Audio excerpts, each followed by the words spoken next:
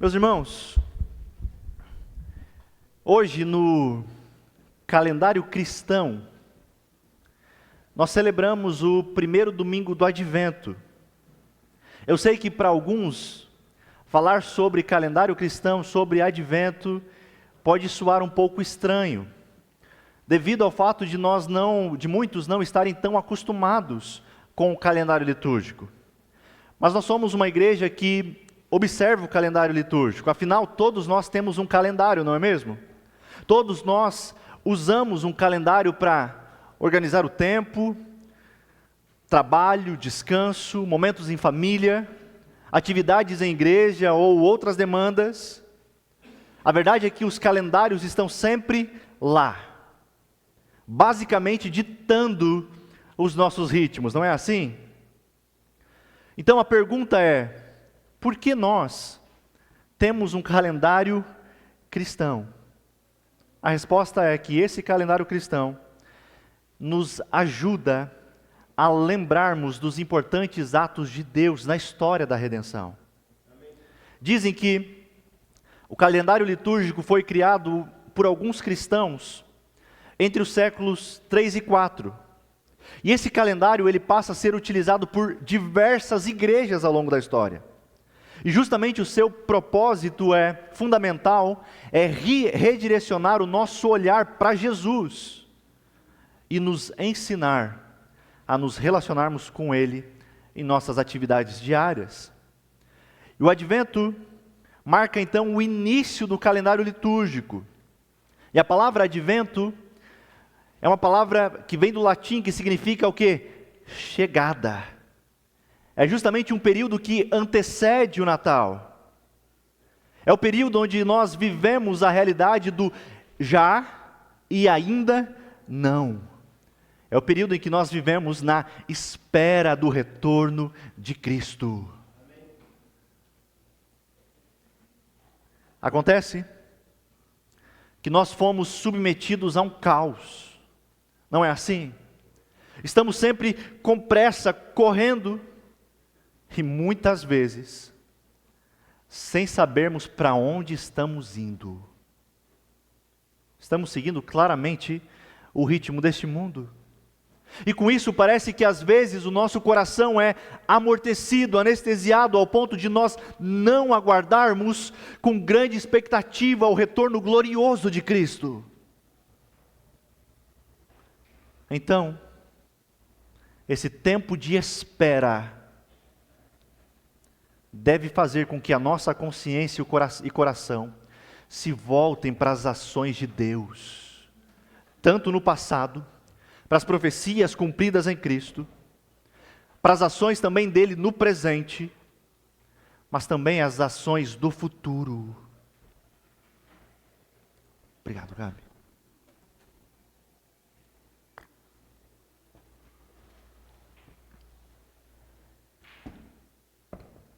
Esse é um tempo.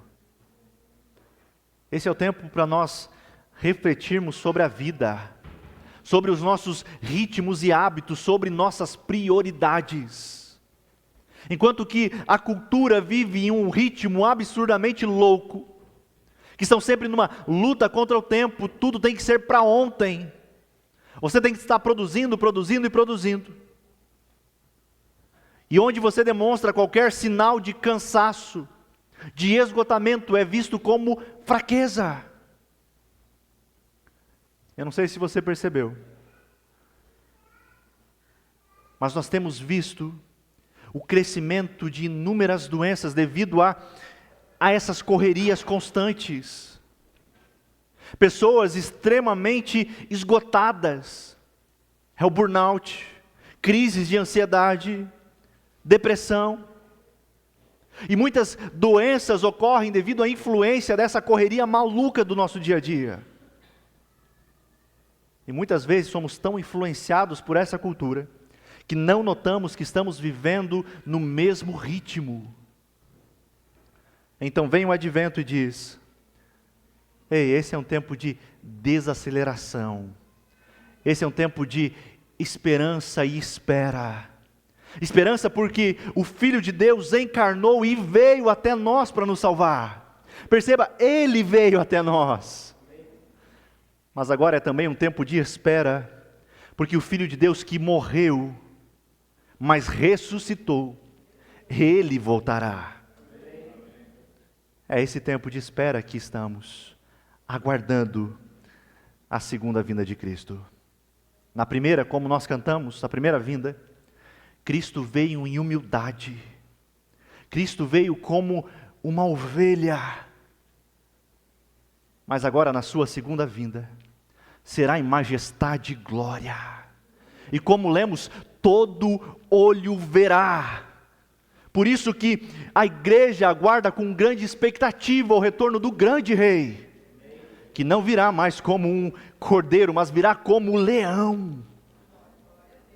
O pastor Hernandes Dias Lopes escreve que no Antigo Testamento há mais profecia sobre a segunda vinda de Cristo do que sobre a primeira.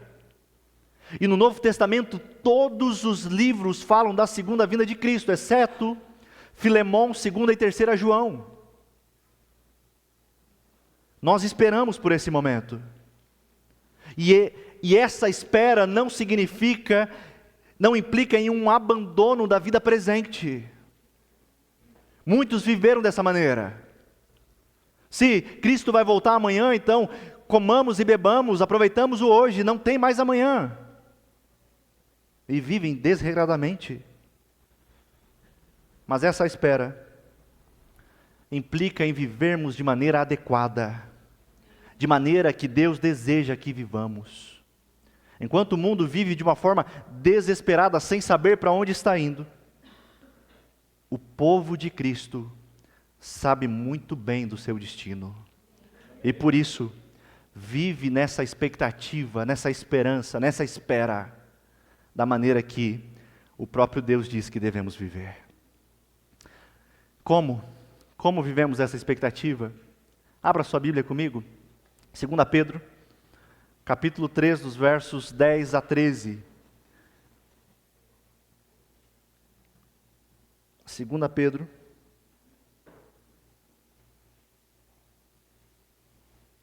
capítulo 3, versículos 10 a 13. Os irmãos encontraram? Amém. Contudo, o dia do Senhor virá como um ladrão. Os céus desaparecerão com terrível estrondo, e até os elementos serão consumidos pelo fogo, e a terra e tudo que nela há serão expostos. Visto, portanto, que tudo ao redor será destruído, a vida de vocês deve ser caracterizada por santidade e devoção, esperando o dia de Deus e já antecipando a sua vinda. Nesse dia Ele incendiará os céus, e os elementos se derreterão nas chamas. Nós, porém, aguardamos com grande expectativa os novos céus e a nova terra que Ele prometeu, um mundo pleno de justiça. Eu não sei se você já fez a leitura deste pequeno livro de 3 capítulos, mas a segunda carta de Pedro tinha e tem o propósito de encorajar os cristãos a permanecerem unidos na fé. O objetivo era alertar a igreja acerca dos falsos ensinos também, porque desde sempre os inimigos do evangelho tentavam se infiltrar na igreja. E aqui nessa carta a igreja está precisando lidar com uma heresia chamada gnosticismo. E o gnosticismo representava uma das maiores ameaças contra a vida da igreja. E portanto, nessa segunda carta de Pedro, nós vamos encontrar pelo menos 2 assuntos em grande evidência. 2 temas centrais aqui. O primeiro é o combate aos falsos mestres esses que estavam tentando se infiltrar na igreja, ao ponto de alguns até mesmo negarem a realidade da volta de Cristo. E o segundo assunto que Pedro destaca em sua carta é então a realidade do segundo advento, a segunda vinda de Cristo. E Pedro utiliza o capítulo inteiro para expor essa verdade. Nós lemos apenas 3 versículos, Mas se você, ao chegar em casa, puder, faça a leitura, né? Pode ser da carta inteira, que são só 3 capítulos, ou então do capítulo 3. Amém? Então Pedro utiliza esse capítulo inteiro para falar do retorno de Cristo. Porque os perigos que a igreja enfrentava, que as igrejas enfrentam, são os perigos que nós enfrentamos também.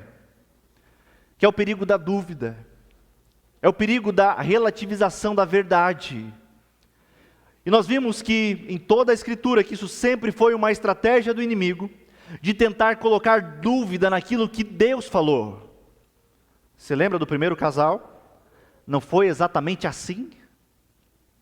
Portanto, o apóstolo Pedro inicia o capítulo 3, dizendo, olha, eu quero refrescar a memória de vocês, que vocês não se esqueçam, que vocês recordem das palavras que haviam sido ditas pelos santos profetas, e para que vocês também se lembrem do mandamento dado pelo nosso Senhor, que depois foi ensinado pelos apóstolos, de que nos últimos dias viriam homens zombadores, homens em que zombariam do retorno de Cristo, dizendo, ei, onde está a promessa da vinda de Cristo?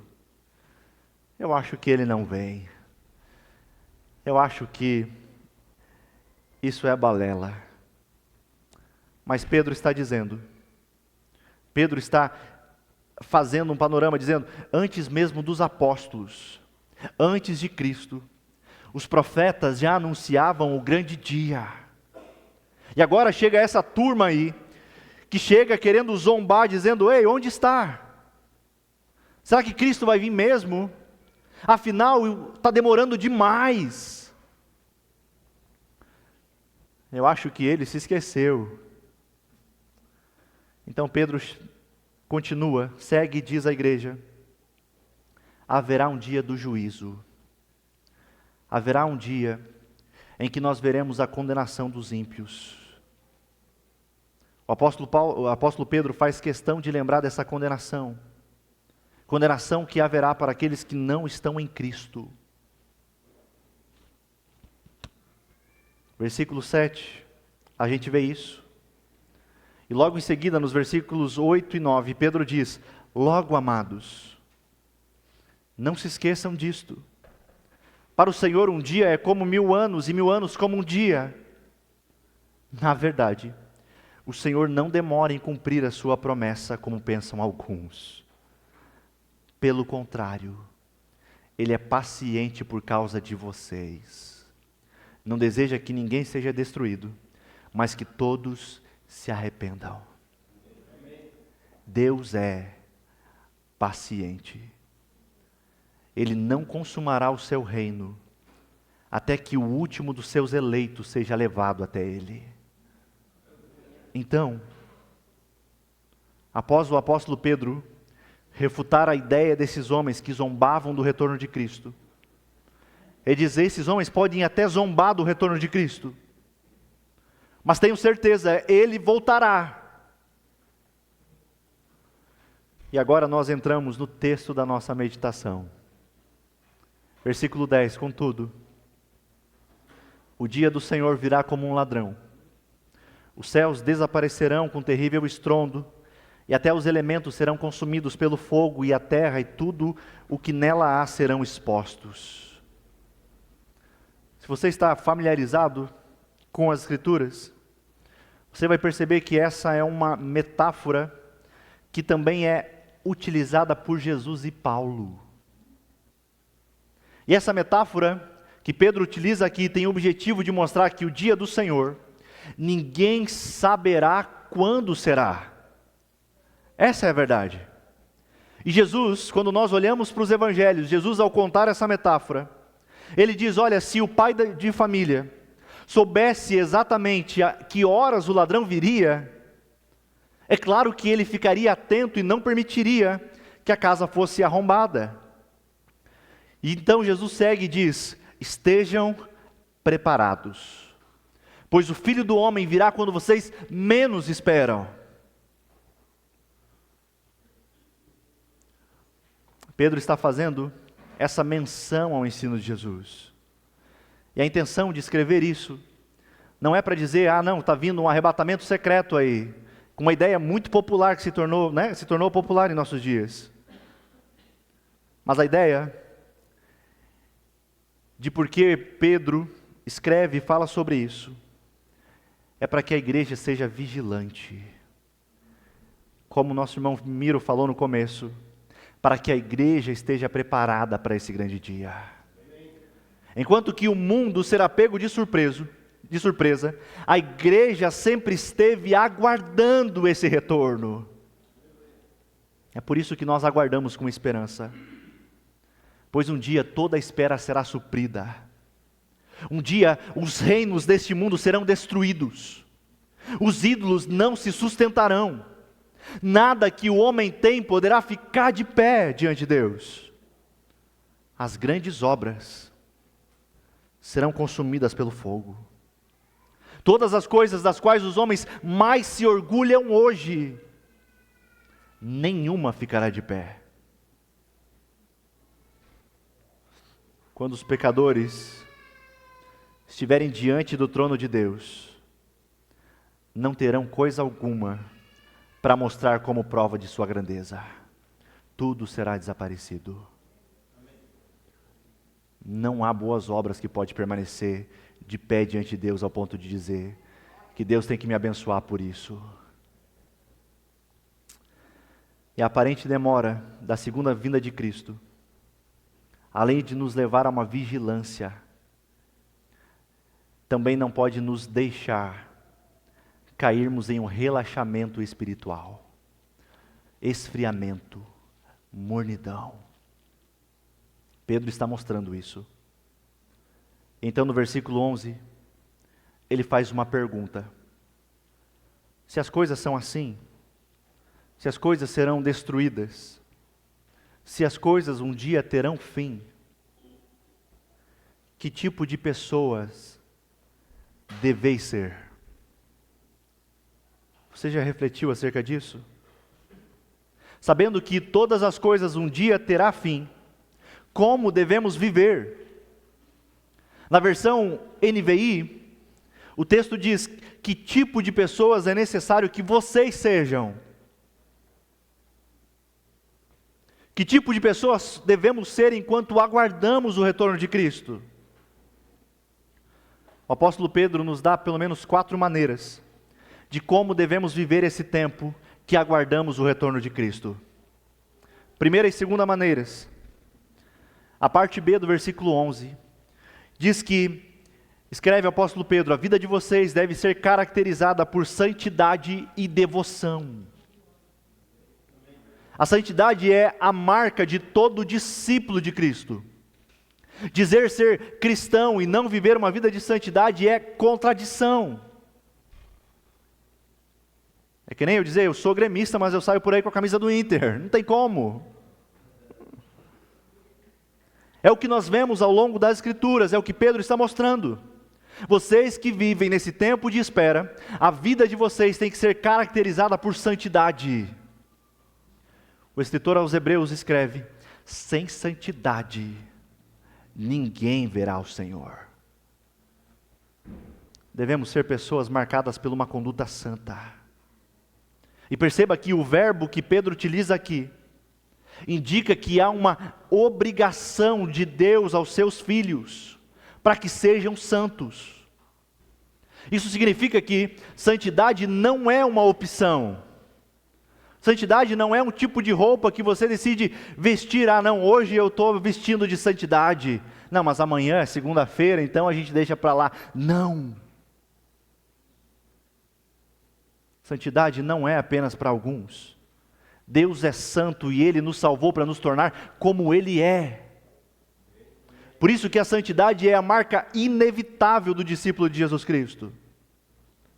Mas eu sei que quando é falado sobre santidade, sobre ser santo, parece que essa palavrinha perdeu o real sentido, não é mesmo? Há uma crença popular de que ser santo é ser alguém cheio de dons sobrenaturais, com capacidade de exercerem ações milagrosas, que são pessoas diferentes das comuns. Algumas crenças acreditam que o santo é aquela pessoa mais extraordinária, né? Que está mais próxima de Deus, por causa das suas capacidades e virtudes. Será? Outros pensam que ser santo é viver uma vida legalista, viver uma vida com uma lista cheia de coisas do que pode e o que não pode fazer.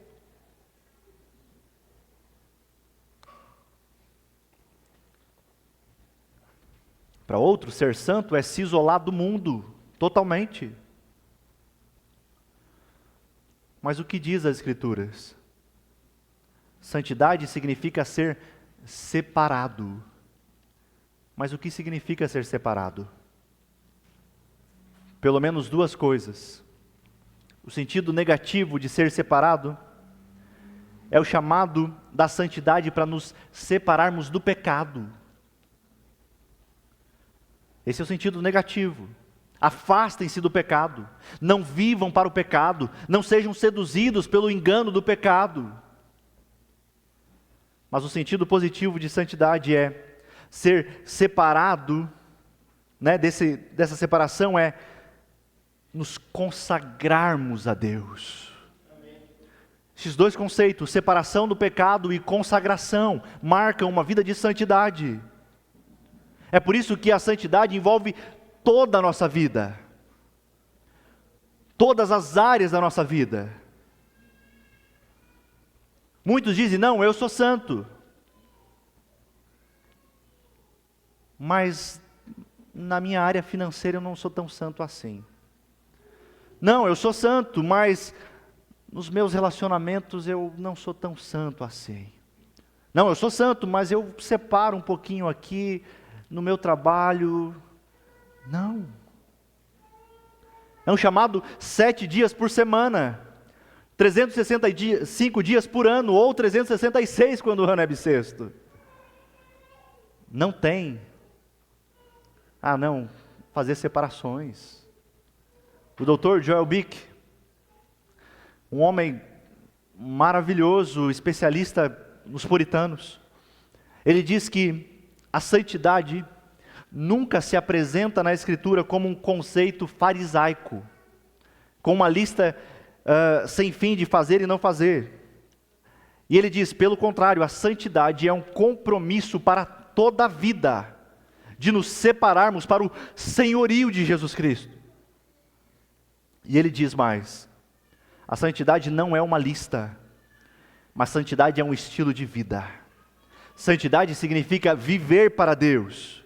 Santidade é a religião por excelência, é a relação com Deus, uma relação pactual, uma relação de aliança,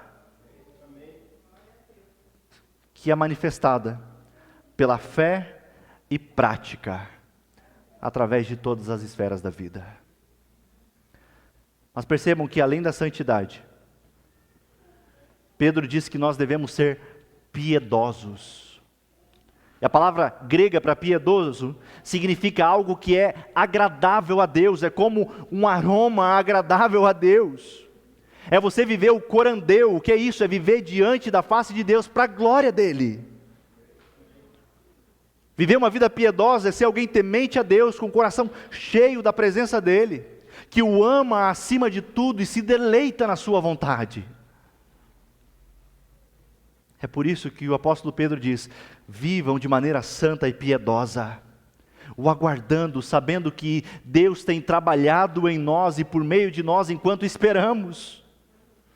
Viver de forma santa e piedosa faz com que nós andemos no ritmo da graça. Agora não é mais o mundo que dita como nós devemos viver, mas é o Evangelho. E a sua perspectiva é totalmente diferente. É assim que devemos viver. Terceira e quarta maneira que o apóstolo Pedro diz que devemos viver é, versículo 12, esperando o dia de Deus e antecipando a sua vinda. A verdade é que a espera deve ser uma marca de todo cristão. Você tem aguardado por esse dia? Você aguarda com grande expectativa e esperança? A certeza de que Cristo voltará, as promessas de que Ele virá deve nos fazer lembrar que Ele também nos prometeu e cumpriu a vinda de um Consolador. Por isso nós não estamos abandonados sozinhos neste mundo, mas temos o Espírito de Deus conosco. Agora é uma questão de tempo, Ele voltará. Portanto, essa espera nos leva a viver, a continuar vivendo a vida cristã com uma confiança inabalável em Deus, de que vai valer a pena chegarmos diante dEle naquele dia. E quando veremos face a face, desfrutaremos do futuro glorioso que Ele nos prometeu. Você se alegra com isso? Dietrich Bonhoeffer, pastor alemão, escreve sobre o advento. Ele diz, olha, esse é um tempo de espera, porque toda a nossa vida é um tempo de espera. E ele ainda fala, e esperamos, sabe o quê? Aguardamos o tempo em que haverá um novo céu e uma nova terra, onde lá habita a justiça. Mas Pedro também diz, não apenas esperem, mas ele diz, antecipem a sua vinda. Sabe o que é isso? Tem uma canção bem conhecida de Marcos Almeida chamada Esperar Também é Caminhar. É isso. Esperar é caminhar. Somos um povo a caminho. Somos um povo em movimento, que ao mesmo tempo em que espera, antecipa a vinda de Cristo. Mas de que maneira isso acontece?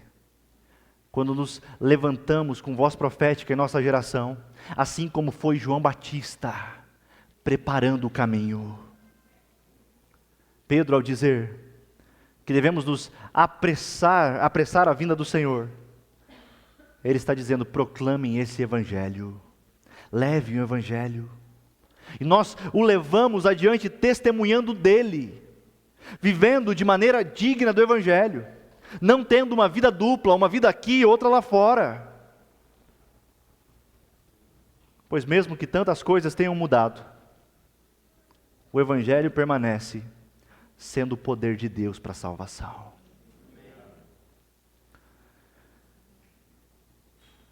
Como vivemos? Santidade, piedade, esperando e antecipando a vinda dEle. Após Pedro falar de como a igreja deve viver nessa espera, ele nos lembra, este mundo um dia terá fim. Não se apegue tanto nessas coisas. Porém nós aguardamos com grande expectativa os novos céus e a nova terra. Eu sei que os ritmos deste mundo, por vezes nos fizeram perder o brilho nos olhos, o fogo no coração, o desejo desse dia, simplesmente porque nós criamos raízes aqui. Nós nos prendemos em coisas que, apesar de boas, não são tudo isso. Diante de algumas realizações nessa terra, muitas vezes nós esquecemos que estamos na espera, e o pensamento sobre a volta de Jesus parece distante. Afinal, a gente tem tanta coisa para pensar, tantos problemas para resolver, tantos sonhos a realizar, planos e projetos, é a faculdade, é o casamento, é o nascimento de filhos, é o sucesso profissional, a aposentadoria e outras coisas mais.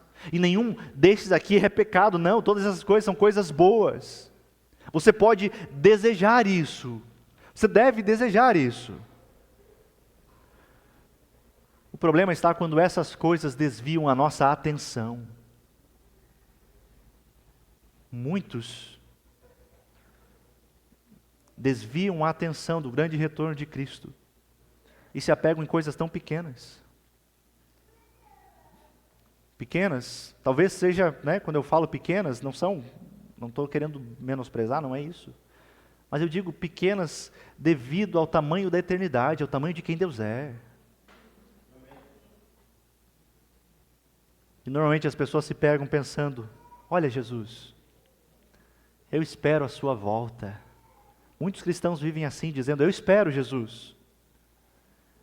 Mas deixe-me primeiro conquistar essas coisas. Não é assim? Mas esse é um tempo de reflexão em que nós precisamos reavaliar muitas coisas. É um tempo em que nós precisamos nos voltar ainda mais para aquilo que é eterno. É por isso que eu e você somos chamados, assim como Paulo falou, combater o bom combate, completar a corrida que Ele nos chamou para corrermos e guardar a fé. E isso se faz vivendo de maneira santa, piedosa, esperando pelo grande dia. Mas isso também acontece, ocorre, quando caminhamos em direção àqueles que ainda não conhecem a Cristo. Proclamem a verdade. O apóstolo Paulo, escrevendo a Timóteo, nas suas últimas palavras, preso, sabendo que dali, o seu ministério havia se finalizado, que ele só sairia dali morto. Ele resume o livro de segunda carta de Timóteo em 4 exortações. E a última exortação que ele dá ao jovem pode ser resumida em 3 palavras. Pregue a palavra. Pregue a palavra. John MacArthur tem um livro muito interessante chamado Com Vergonha do Evangelho. E ele explica o título dizendo que cristãos e pastores dos nossos dias estão com vergonha do Evangelho. Estão com vergonha porque não acreditam mais no poder do Evangelho. E agora, porque não acreditam mais no poder do Evangelho, eles foram para outros assuntos, outras mensagens, inventaram coisas. E estão com igrejas cheias de pessoas que jamais se converteram. O que mais as pessoas precisam não é olharmos para ela e falar, você precisa de 5 passos para o sucesso, 10 para ser feliz. Nós não precisamos de autoajuda, de motivação. Nós precisamos de Cristo. Todo homem e toda mulher precisa de Cristo. Porque eles podem conquistar absolutamente tudo neste mundo. Mas se um dia forem encontrados distantes de Cristo, não terão absolutamente nada. É por isso que o que mais precisamos anunciar, o que mais precisamos falar às pessoas não é sobre os seus desejos carnais. O que as pessoas mais precisam ouvir é sobre Cristo. Cristo somente. Por isso que quando você for anunciar o Evangelho, quer seja pela vida, quer seja pela pregação, você faça a exortação que Paulo lhe disse. Pregue a palavra. Ela é suficiente. Ela continua sendo o poder de Deus para a salvação de todo aquele que nele crê. Não precisa de floreio, não precisa de enfeite, não precisa de nada. Pregue. E o próprio Deus se responsabiliza de aplicar a obra soberana no coração dos eleitos. Mas algumas aplicações agora, para encerrarmos. Que nessa manhã você reflita em algumas coisas. Primeira, pergunte a si mesmo. Como eu estou organizando o meu tempo e as minhas prioridades? Será que a minha vida reflete o ritmo acelerado deste mundo? Ou será que eu estou vivendo o ritmo da graça que aponta para a esperança em Cristo? Que ritmo eu tenho vivido? Segunda coisa, minha vida está sendo caracterizada por santidade e devoção? Quais hábitos estão me impedindo de viver para Deus? Terceira coisa, eu estou testemunhando sobre Cristo para aqueles que estão ao meu redor? A minha vida reflete a verdade do Evangelho? Quarta coisa, estou cedendo aos ritmos deste mundo, frenéticos deste mundo, e negligenciando a minha saúde espiritual, emocional ou física? Esse é um tempo de reflexão, de desaceleração, precisamos viver da maneira que Deus deseja que vivamos. Vamos orar?